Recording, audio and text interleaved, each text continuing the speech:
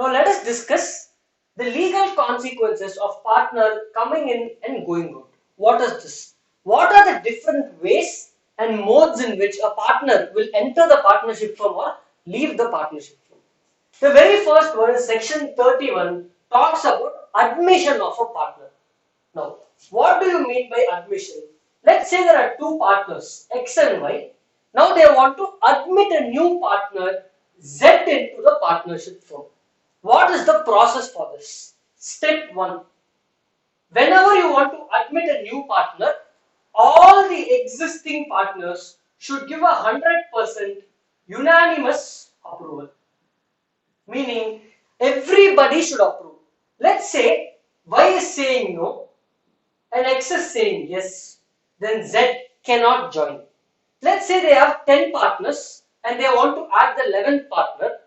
9 partners are saying yes, 1 is saying no. Still you cannot admit a new partner until everybody agrees. However, there is an exception for this.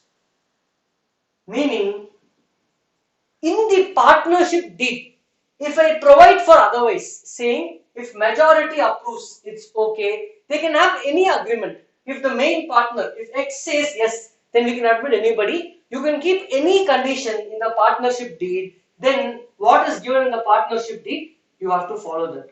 If partnership deed is silent, act as saying 100% unanimous approval. Second, what is the liability of the new partner who is joining the firm? Let's say new partner is joining on this date. He is liable only for all the acts which are committed after this date. If you want to make him liable from the beginning, then you have to get his consent. The new partner who is coming in has to give a consent saying, I will be liable for all the acts from the beginning of the partnership. So this is about admission. When you move to retirement, what do you mean by retirement? Let's say there are 3 partners, X, Y and Z. And now Z wants to leave the firm. Z wants to leave the firm. So, how will he leave the firm?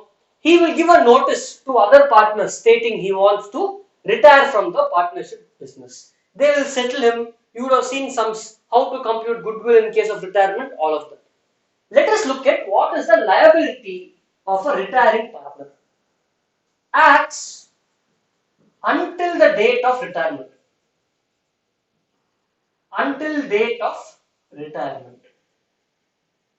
Let's say Z is retiring on this day. All the liabilities until the date of retirement, he is liable for all the acts until date of retirement, unless if he does not want to be liable, he has to inform and get consent from all the third parties with whom he has a liability and the other partners.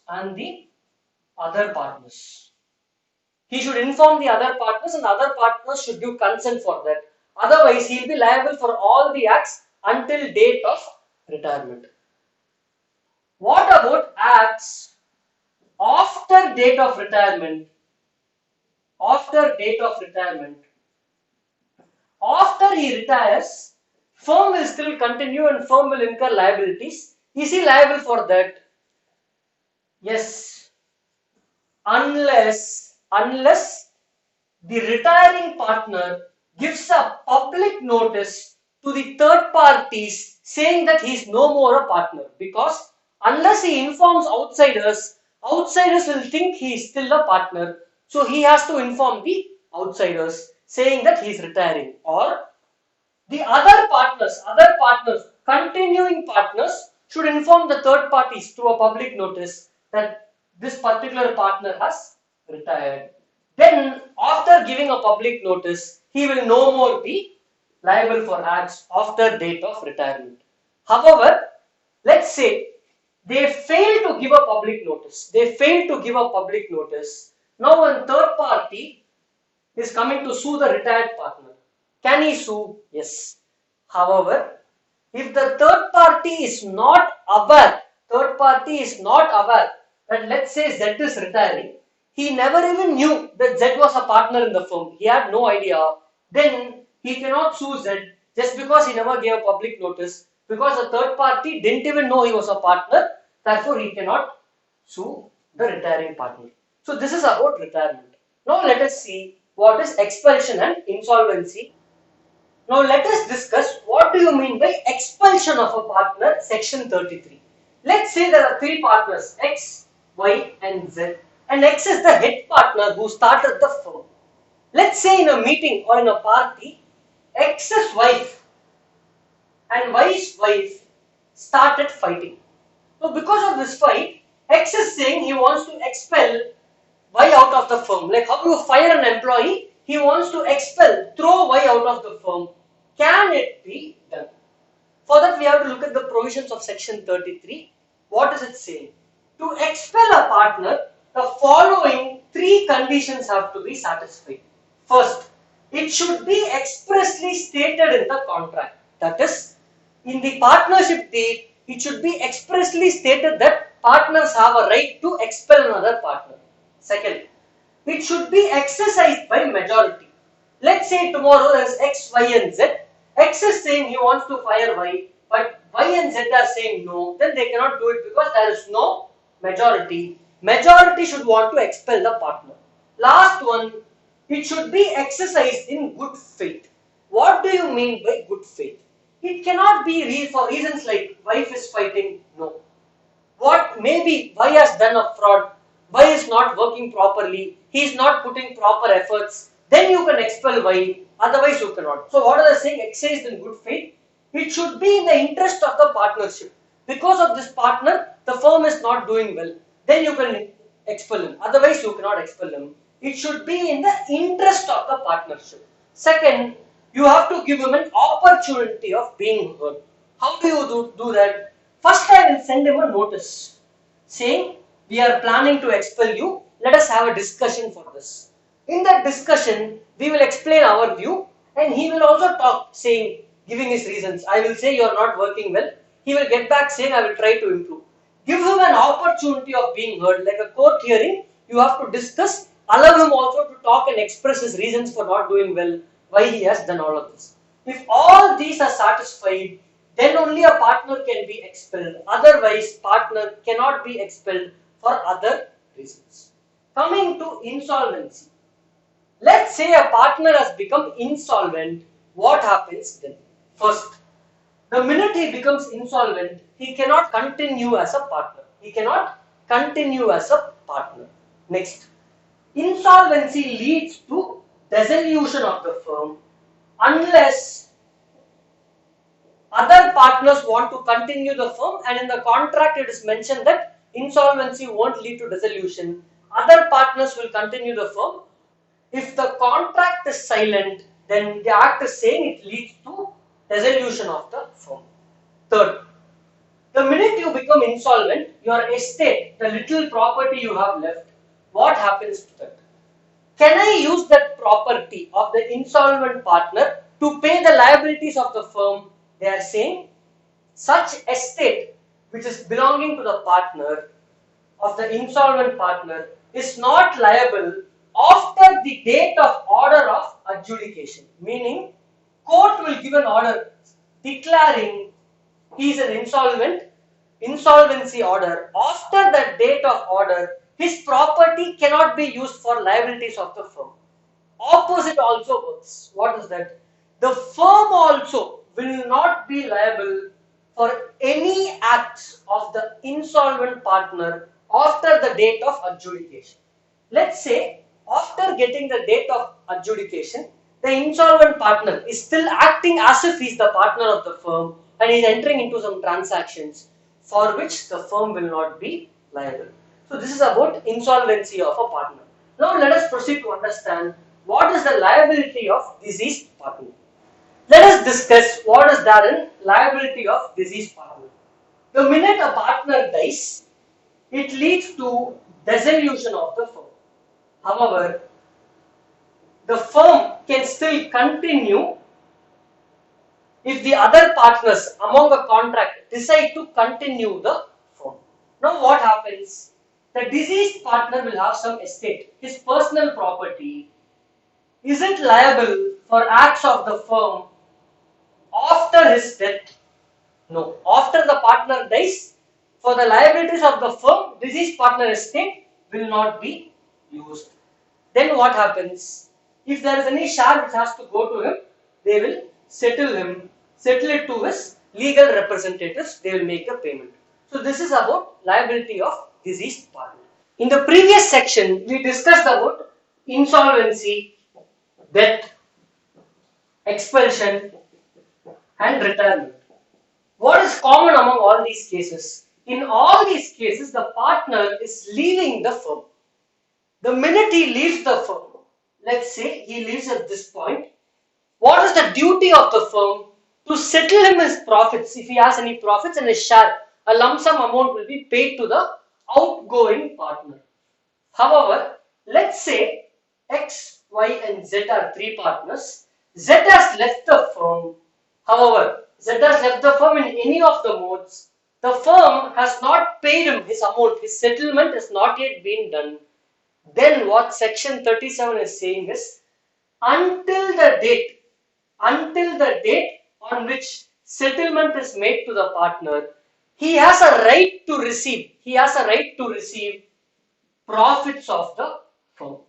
He has a right to receive subsequent profits even after his date of exiting the firm in any of the modes. Or if he does not want to receive profits, or if the firm is making losses, he can choose to receive interest at the rate of 6% on the amount which he has to receive as settlement.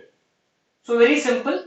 When a partner is leaving the firm, you have to settle him. If you are not settle him, he has right to receive subsequent profits until the date settlement is made, or 6% interest on the amount that has to be settled to him. This is about section 37. Now let us proceed to the next concept. Now let us discuss a few miscellaneous concepts. Section 23 talks about admission or representation made. Let's say A, B and C run a car company, they manufacture and sell cars, assume they are a partnership firm. Or they are dealers in cars, they have multiple cars for sale. Z is a customer and is coming and asking A, which is the best car for highways and for trekking purposes. He wants to go for hill stations and all of that. A is new to the firm, B and C have 30 plus years of experience. A has only 2 plus years of experience, but all the three are partners. A is saying, go for a particular model. This is the best car for your use. So one partner has made an admission that this is the best model. So A has sold this car to Z. Turns out that is not a good model. There are much better models for that purpose. And Z has suffered a loss because of this, because the car has so many repairs. Z is coming to sue B and C and the firm, saying, because of you I am suffering loss. B and C, can they say, you never asked us, you asked only A. This is not allowed, we will not give you any compensation. No. What the section is saying is, if one partner among all the partners makes any admission or makes any representation, he is representing to his customers saying this is the best car, it is deemed that the firm has made that representation and the firm will be liable for the same. Another similar concept is section 24, effect of notice to acting partners. What do you mean by this? Let's take principal and agent concept. If a customer informs something to the agent, it is deemed as if he has informed to the principal. Similar concept is extended to Partnership Act. Let's say we have X, Y and Z who are three partners. Now, a third party is giving some information which is very important and material for the operation of the firm to X. Now, what is X's responsibility? Disclose this with Y and Z. Unintentionally, X forgot to tell this to the other partners. What happened? Firm is suffering a loss now because this information was not known. If they had known this information, they would have acted diligently. Can Y and Z say they are not liable? No, the entire firm is liable. When a notice is given to one partner, any acting partner of the firm, it is deemed as if it is informed to all the partners. Need not inform the same information to every partner. However, there is an exception to this. What is the exception?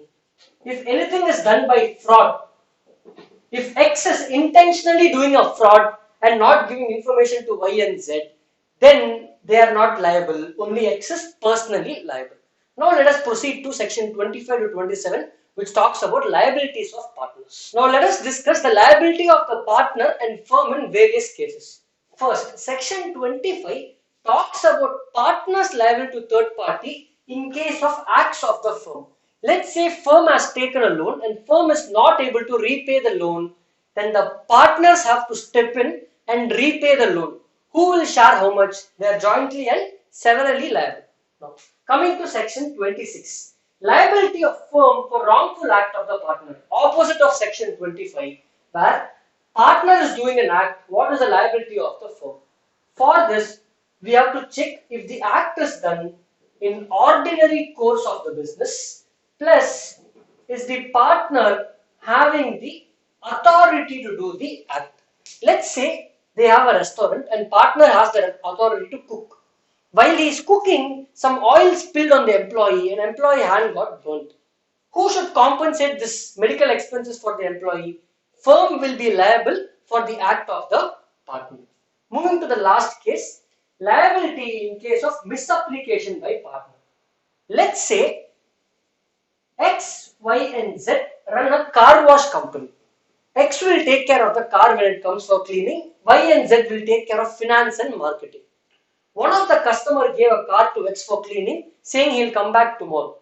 What X did, he took the car out for a drive, and in the drive he crashed the car into the wall and car suffered some damage. Should the firm compensate the customer? Yes, they have to compensate the customer because the assets of the customer which belong to the firm temporarily where firm was taking care of it was misapplied by the partner. Coming to last case, firm money.